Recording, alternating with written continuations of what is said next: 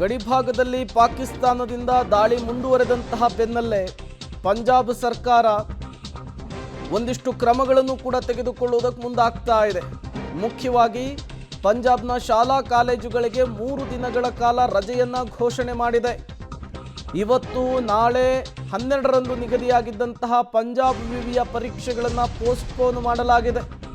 ಪಂಜಾಬ್ನ ಗಡಿಭಾಗದಲ್ಲಿ ಪಾಕ್ನಿಂದ ದಾಳಿ ಮುಂದುವರೆದಿರುವಂತಹದ್ದು. ಹಾಗಾಗಿಯೇ ಈಗ ಪಂಜಾಬ್ನ ಸರ್ಕಾರ ಮಹತ್ವದ ಕ್ರಮವನ್ನು ತೆಗೆದುಕೊಳ್ಳುವುದಕ್ಕೂ ಕೂಡ ಮುಂದಾಗಿದೆ. ಯಾವಾಗ ಪಾಕ್ನಿಂದ ಕಿತಾಪತಿ ಖ್ಯಾತೆ ಮುಂದುವರಿತೋ ಆಗಲೇ ಪಂಜಾಬ್ನ CM ಸ್ಪಷ್ಟವಾದಂತಹ ಸೂಚನೆಯನ್ನು ಗಡಿಭಾಗದ ಜನರಿಗೆ ಕೊಟ್ಟಿದ್ದರು. ಗಡಿಭಾಗದ ಜನರನ್ನು ಸ್ಥಳಾಂತರ ಮಾಡುವಂತಹ ಕೆಲಸವನ್ನು ಕೂಡ ಮಾಡಿದರು.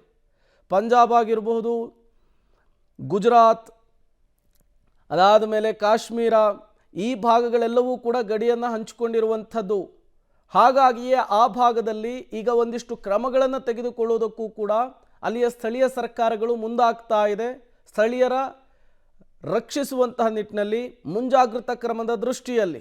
ಹಾಗಾಗಿಯೇ ಈಗ ಪಂಜಾಬ್ನಲ್ಲಿ 3 ದಿನಗಳ ಕಾಲ ಶಾಲಾ ಕಾಲೇಜುಗಳಿಗೆ ರಜೆಯನ್ನು ಘೋಷಣೆ ಮಾಡಲಾಗಿದೆ. ಜೊತೆಗೆ ಪರೀಕ್ಷೆಗಳನ್ನು ಪೋಸ್ಟ್ಪೋನ್ ಮಾಡುವಂತಹ ಕೆಲಸಕ್ಕೂ ಕೂಡ ಮುಂದಾಗಿರುವಂಥದ್ದು. ಪರಿಸ್ಥಿತಿ ಕ್ಷಣದಿಂದ ಕ್ಷಣಕ್ಕೆ ಬಿಗಡಾಯಿಸ್ತಾ ಇದೆ. ತಹಬದಿಗೆ ಬರುವ ಹಂಗೆ ಕಾಣಿಸ್ತಾ ಇಲ್ಲ.